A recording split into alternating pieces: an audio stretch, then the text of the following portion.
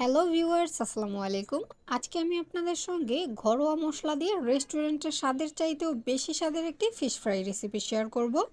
আমি এখানে রূপচাঁদা মাছটা নিয়েছি, আপনারা চাইলে যে কোনো মাছ এখানে ব্যবহার করতে পারেন। আমার চ্যানেলে তেলাপিয়া মাছের ফ্রাইয়ের রেসিপিও দেওয়া আছে, চাইলে আপনারা দেখে আসতে পারেন। এটাকে ফিশ ফ্রাই বা ফিশ তান্দুরি যেটাই বলেন না, কিন্তু খেতে কিন্তু স্বাদ হয়েছে অতুলনীয়। তো আর বকবক না করে শুরু করা যাক আজকের রেসিপি।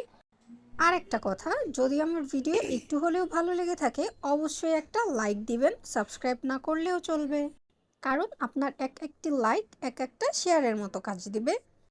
প্রথমে আমি একটি মিডিয়াম সাইজের রূপচাঁদা মাছ নিয়ে নিয়েছি। আমি এখানে একটি রূপচাঁদা মাছ নিয়ে নিয়েছি, আপনারা আপনাদের প্রয়োজন অনুযায়ী আরও কিছুটা বাড়িয়ে নিতে পারেন।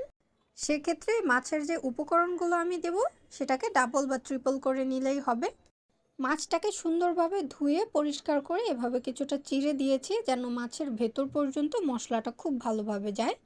এবার একটি টিস্যু দিয়ে আমি এক্সট্রা যে পানিটা আছে সেটা মুছে নিচ্ছি।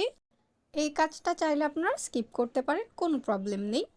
মশলার জন্য প্রথমে আমি 1 চা চামচ জিরা বাটা দিয়ে দিচ্ছি, আর 1 চা চামচ দিয়ে দিলাম আদা এবং রসুন বাটা। চাইলে ধনিয়া গুঁড়াটা দিতে পারেন, তবে আমি এখানে স্কিপ করলাম। 1 চা চামচের কিছুটা কম দিয়ে দিলাম তন্দুরি মশলা, আর হাফ চা চামচের মতো লবণ, হাফ চা চামচের কিছুটা কম মরিচের গুঁড়া এবং হাফ চা চামচের কিছুটা কম হলুদ গুঁড়া। দিয়ে দিচ্ছি 2 চা চামচ পরিমাণ রান্নার রেগুলার তেল, চাইলে আপনারা সরিষার তেলটাও ব্যবহার করতে পারেন।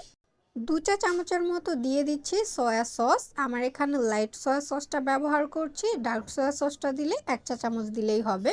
হাফ চা চামচের কিছুটা চিনি দিয়ে আর এবার 1 ফালি লেবুর রস আমি এখানে চিপে দিচ্ছি। এই সকল মশলার সাথে চাইলে আপনারা টমেটো সসটাও ব্যবহার করতে পারেন, আমি এটাকে স্কিপ করলাম। তো সম্পূর্ণ মশলা এবার খুব ভালোভাবে মাছের গায়ে ম্যারিনেশনের জন্য লাগিয়ে দিচ্ছি। মাছটাকে যে ফালি করে বা চিড়ে রেখেছিলাম সেটার মধ্যে দিয়েও কিন্তু মশলাটা আঙুলের সাহায্যে ঢুকিয়ে ঢুকিয়ে দিচ্ছি। আর এই মাখানোর পার্টটা কিন্তু বেশ ইম্পর্ট্যান্ট। যত ভালো এবং পারফেক্টভাবে এটাকে মাখিয়ে ম্যারিনেশন করতে দিবেন ঠিক ততটাই কিন্তু মজার এবং টেস্টি হবে। আর অবশ্যই কিন্তু হাফ ঘন্টার জন্য এটাকে ম্যারিনেশন করে রাখলে বেশি ভালো হয়, তবে চাইলে সঙ্গে সঙ্গেও ভেজে নেওয়া যেতে পারে। এবার আমি 2 থেকে 3 টেবিল চামচ পরিমাণ সয়াবিন তেল কড়াইয়ের মধ্যে দিয়ে দিলাম। এবার মাছটাকে উল্টে পাল্টে জাস্ট ভেজে নেওয়ার পালা। প্রথমে হাই ফ্লেমে রেখে তারপরে লো ফ্লেমে রেখে এই মাছটাকে উল্টে পাল্টে ভেজে নিলেই হবে।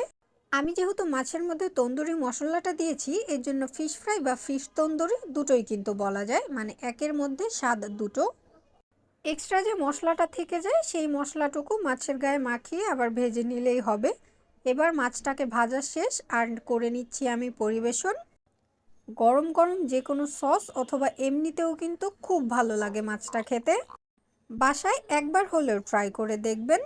সবাই ভালো থাকবেন, আল্লাহ হাফেজ।